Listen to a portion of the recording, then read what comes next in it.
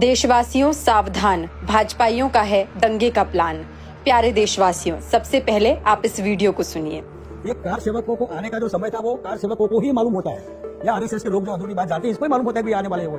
तो मुसलमानों को कैसे मालूम पड़ा कि डब्बे में लोग बैठे? और ये डब्बा बाहर से नहीं जलाया, अंदर से जलाया गया है। बीच कॉन्स्पिरेसी, पूरी जानबूझकर कि ये हिंदुओं को जलाओ, हिंदुओं को जलाने के बाद फिर गुजरात में हिंदू मुसलमानों को जलाएंगे। ये गुजरात में अगर गोधरा डब्बा जलाया नहीं गया होता और गुजरात में राइट्स नहीं होते, राज धर्म उस समय निभाया होता, बीजेपी को आने का सवाल ही पैदा नहीं होता था। 2002 में ऐसा कौन सा चमत्कार हुआ सिवा हिंदू मुसलमान लोगों ने वोट दिए? सुन लिया आपने, ये शंकर सिंह वाघेला हैं, गुजरात के पूर्व मुख्यमंत्री। कह रहे हैं कि अगर गुजरात का दंगा नहीं होता तो भाजपा के आने का सवाल ही नहीं था। पीएम मोदी 2002 में गुजरात के मुख्यमंत्री थे। सिर्फ मोदी और आरएसएस को मालूम था कि कार सेवक किस डब्बे में बैठे हैं। उस डब्बे में आग बाहर से नहीं, अंदर से लगाई गई। कार सेवकों की मौत के बावजूद पूरे गुजरात में उनकी लाशों को घुमाया गया और राज्य में दंगे का माहौल बनाया गया। ये सब आरएसएस और मोदी सरकार की निगरानी में हुआ। कार सेवक मारे गए, गुजरात को आग के हवाले कर दिया गया।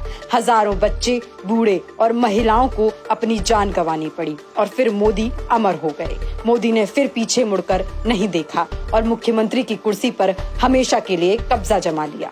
ये कहानी आपको इसलिए सुनाई जा रही है क्योंकि पिछले 10 सालों से मोदी ने दिल्ली पर कब्जा जमा रखा है। उन्होंने पिछले 10 सालों में एक भी ऐसा काम नहीं किया जो देश और जनता के हित में हो। मोदी ने सारा काम अपने पूंजीपति दोस्तों के हित में किया। अडानी को दुनिया का दूसरा सबसे अमीर आदमी बना दिया।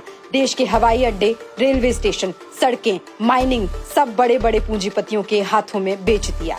अब जबकि मोदी के 10 साल पूरे हो चुके हैं, जनता भाजपा से त्रस्त हो चुकी है और मोदी को सत्ता से बेदखल करने का फैसला कर चुकी है। ऐसे में पीएम मोदी पर आरोप है कि वो अपनी सत्ता बचाने के लिए पुराना खेल खेल सकते हैं, यानी देश में गुजरात की तरह का दंगा भड़काया जा सकता है। ये बात मैं नहीं कह रही हूँ, खुद भाजपा के वरिष्ठ नेता ये बात कह रहे हैं।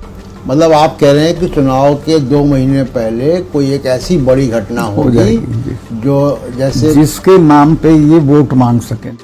पूर्व राज्यपाल सत्यपाल मलिक का कहना है कि मोदी 2024 का चुनाव जीतने के लिए किसी भी हद तक जा सकते हैं। राम मंदिर पर हमले भी कराए जा सकते हैं। इसी तरह का अंदेशा अब शिवसेना प्रमुख उद्धव ठाकरे ने भी जाहिर किया है। उनका कहना है कि मोदी सरकार जनवरी के महीने में राम मंदिर का उद्घाटन कराएगी। देश भर से राम भक्तों को अयोध्या ले जाया जाएगा और वापसी में किसी ट्रेन पर हमला कराकर कुछ राम भक्तों की हत्या कराई जा सकती है। फिर पूरे देश में सांप्रदायिक दंगे भड़काकर पीएम मोदी चुनाव जीतने का प्रयास कर सकते हैं। लाखोंच्या संख्येने हिंदू बोलवायचे, बस, गाड्या, ट्रेन सगळ्यांनी यायचं। देशवासियों सावधान, भाजपाइयों का है दंगे का प्लान। खतरे में पड़ सकती है आपकी जान।